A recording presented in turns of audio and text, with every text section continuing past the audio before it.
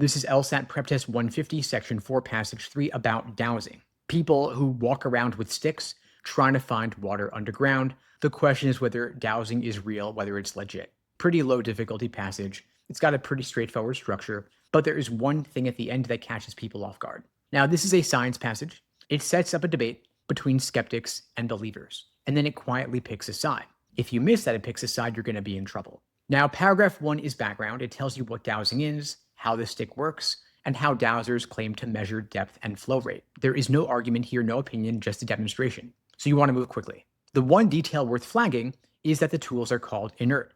That is not a throwaway word. The skeptics build their entire first argument on it. If the tools are inert, then the tools aren't doing anything, which means the dowser must be doing it all subconsciously. So that logic chain starts with this one word. Then paragraph 2 is the skeptic's turn. You want to slow down here because the skeptics make 3 separate arguments and the test loves to isolate one of them and ask you about it. So argument number 1, the tools are inert. So dowsers are really just reading surface clues without knowing it. Argument 2, studies show inconsistent success rates across dowsers. Argument 3, dowsing mostly happens where groundwater is already everywhere, so hitting water isn't really that impressive. You've got to keep these 3 things separate. If a question asks what the skeptics would say about a particular scenario, you've got to know which argument applies. Now, paragraph 3 is the proponents pushing back.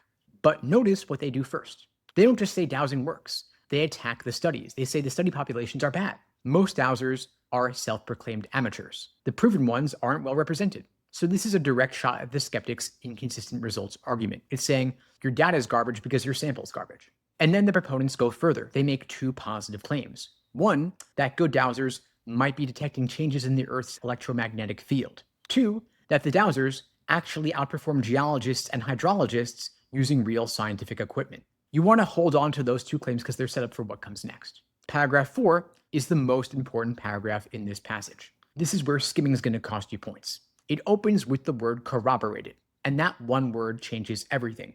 Up to this point, the passage feels like a balanced debate. Skeptics say this, proponents say that, who knows? But corroborated means confirmed.